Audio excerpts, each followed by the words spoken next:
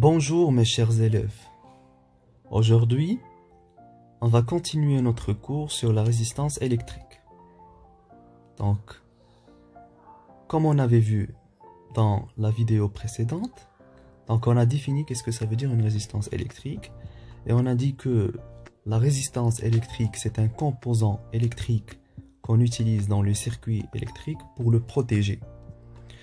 Donc, on avait vu notamment grand 1, notion de la résistance électrique, petit 1, les conducteurs ohmiques. On a défini qu'est-ce que ça veut dire une résistance électrique, qu'est-ce que ça veut dire un conducteur ohmique, comment on note la résistance électrique, quelle est son unité, quel est le symbole de son unité, ainsi que d'autres unités telles que le kilo-ohm, le méga-ohm, etc. Et le symbole de la résistance électrique. Donc, deuxièmement, petit 2, influence d'une résistance dans un circuit électrique. A. Expérience. On réalise le montage ci-contre avec R1 inférieur à R2. C'est-à-dire que la résistance R1 est inférieure à R2, ce qui veut dire que R1 résiste moins que R2. Puis on branche la même résistance à différents emplacements.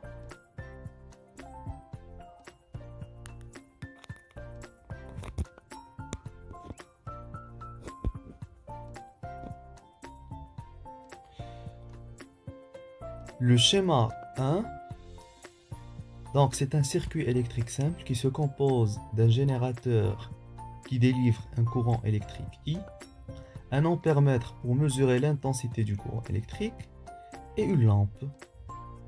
Donc si j'insère une résistance R1, donc dans le même circuit, donc je vais avoir un courant I1 qui est inférieur à l'intensité du courant I. Et donc dans ce cas, la résistance R1 va résister le passage du courant I. Et je ne vais plus avoir un courant électrique I, mais plutôt un courant électrique I1 qui est inférieur à I. Alors si j'insère une autre résistance qui est plus grande que la première, c'est-à-dire R2 est supérieur à R1, donc le courant I2 qui circule dans le troisième schéma va être inférieur au courant I1. Et donc, d'où vient le nom résistance, c'est-à-dire c'est un composant qui résiste le passage du courant électrique. Alors résultat, à l'aide des ampèremètres A, A1 et A2, on a mesuré les intensités du courant électrique. Donc on trouve dans le premier cas 0,16 ampères, dans le deuxième cas I1 0,08 ampères et dans le troisième schéma I2 0,02 normal. Je vais avoir des intensités du courant différentes. B. Conclusion. L'introduction d'une résistance dans un circuit en série fait diminuer l'intensité du courant dans tout le circuit. Plus la résistance présente dans un circuit est élevée, plus l'intensité du courant électrique dans ce circuit est faible. La place d'une résistance n'a pas d'influence sur l'intensité du courant électrique. Remarque, le meilleur conducteur possède une résistance électrique faible. Les isolants ont une résistance électrique trop grande qui empêche le passage du courant. 2. Détermination de la valeur d'une résistance électrique. Petit 1, avec le code des couleurs. Donc, on peut déterminer la valeur de la résistance avec ce qu'on appelle la méthode de couleur. Pourquoi? Parce que la résistance, lorsque j'achète une résistance ou lorsque je trouve une résistance montée dans un circuit, la résistance se compose avec des anneaux de différentes couleurs. Chaque conducteur ohmique porte des anneaux colorés. Et chaque couleur correspond à un chiffre comme l'indique le tableau suivant. Donc vous avez le noir 0, marron 1, rouge 2, orange 3, jaune 4, vert 5, bleu 6, violet 7, gris 8 et blanc 9. Donc, comment déterminer la valeur d'une résistance? Donc, pour déterminer la valeur d'une résistance, il faut tout d'abord connaître ce tableau par cœur. Soit, je peux utiliser une méthode.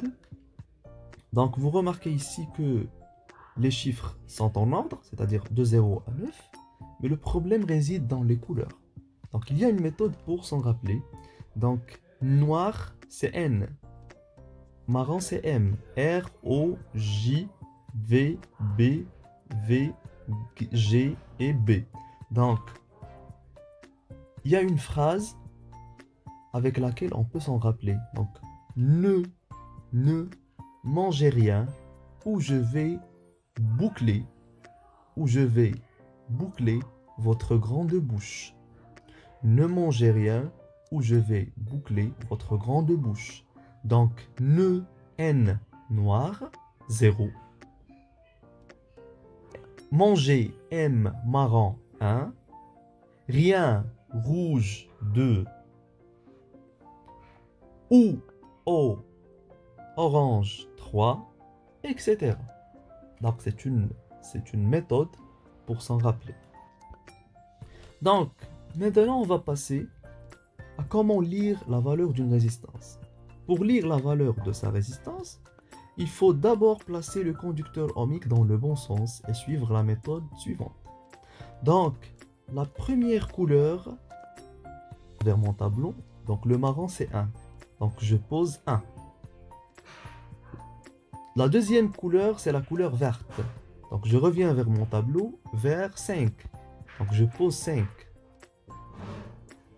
Le troisième anneau est en bleu. Le bleu c'est 6. Donc je vais mettre 6 zéros. Ça veut dire que le troisième anneau n'indique pas le chiffre, la valeur, mais indique le nombre de zéros qu'on va mettre après les deux premiers chiffres. Et puis, je mets le symbole de l'unité qui est l'ohm. Donc, je peux écrire R est égal 15 millions ohms ou 15 méga-ohms parce que 1 méga-ohm, c'est 1 million ohms.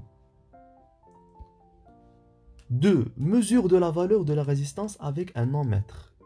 Donc, on peut calculer la résistance avec la méthode des couleurs, ou bien on peut la mesurer avec un appareil qu'on appelle l'ohmmètre.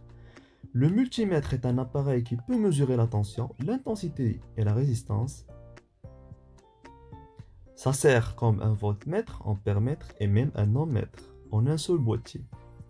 Donc, comment faire pour mesurer la résistance électrique avec un ohmmètre? Il suffit de mettre ou bien de brancher l'ohmmètre aux bornes de la résistance. Comme on le sait, la résistance n'a pas de borne définie.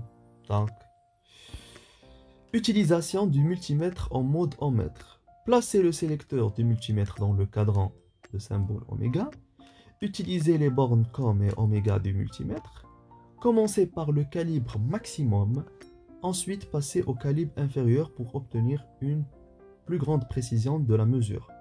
Le chiffre 1 s'affiche, le calibre est petit, inférieur à la valeur de la résistance. La valeur affichée sur l'écran est exprimée en unité du calibre. On va finir par un exercice d'application. Le plus important dans ce cours, c'est de connaître comment calculer la résistance à l'aide de la méthode des couleurs.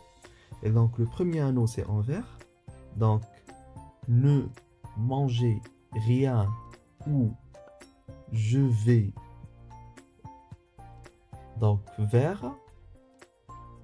Donc, c'est 5.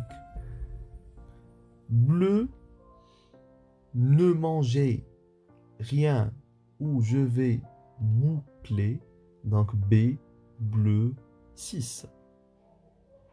Rouge, ne, N, c'est 0 noir. Manger, marron 1. Rien, R rouge 2. Donc, 2 zéros après les deux chiffres. Et je finis par mettre l'unité oméga. Merci pour votre attention.